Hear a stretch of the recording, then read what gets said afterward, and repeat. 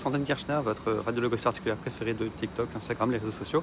Et j'ai eu plusieurs commentaires suite à mes vidéos sur les triturations de calcification, j'en ai eu pas mal ces derniers jours, qui m'ont posé la question de pourquoi est-ce qu'on faisait ça. Alors, je vais les réexpliquer. Ces calcifications, il y a des gens qui en font, il y a des gens qui en font très peu. Ça peut se retrouver dans les tendons, les ligaments, surtout au niveau des insertions osseuses en fait, des tendons. Et ça touche souvent l'épaule, mais ça peut toucher quasiment tout l'organisme, enfin ça peut être situé quasiment partout dans l'organisme.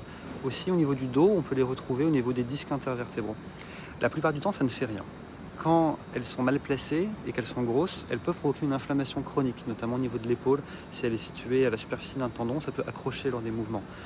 Mais surtout, en fait, ce qui arrive, c'est que dans une petite partie des cas, elles vont se résorber. C'est-à-dire que des fois tout seul, des fois suite à un traumatisme, des fois suite à une perturbation immunitaire, comme par exemple une infection ou même juste un vaccin, eh bien, vous pouvez avoir une résorption de la calcification. Et ça, c'est l'organisme en gros qui détecte que la calcification est un corps étranger et décide de sortir le bazooka inflammatoire pour s'en débarrasser. Et quand on parle de bazooka, c'est pas une exagération. Vous vous retrouvez avec une énorme réaction inflammatoire. Sur les images, ça peut être très impressionnant. Il peut y avoir un œdème qui est très étendu et surtout c'est hyper douloureux. Il y a d'autres pathologies très similaires qu'on appelle les arthropathies microcristalliniennes qui sont en fait la même famille de pathologies mais avec des cristaux différents et qui n'arrivent pas dans le même cas de figure, qui peuvent mimer un peu la symptomatologie, en tout cas y ressembler, notamment pour les crises de gouttes ou les crises de pseudo-gouttes, à savoir de chondrocalcinose. Au niveau de l'épaule, c'est très classique, c'est hyper invalidant, ça se résorbe tout seul, la douleur, mais ça peut laisser des douleurs chroniques pendant quand même plusieurs semaines à plusieurs mois.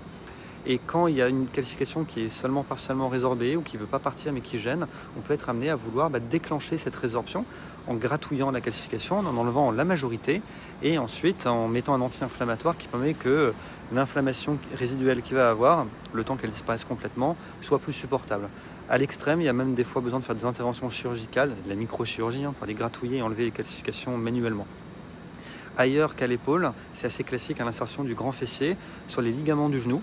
Et ça peut arriver aussi, comme je vous disais, dans les disques intervertébraux au niveau de la colonne. Dans ces cas-là, c'est très trompeur parce que ça peut donner des douleurs, un blocage du dos, des douleurs très invalidantes. Et en imagerie, ça va mimer une spondylodicite, une infection très grave des disques intervertébraux. Ça peut y ressembler beaucoup.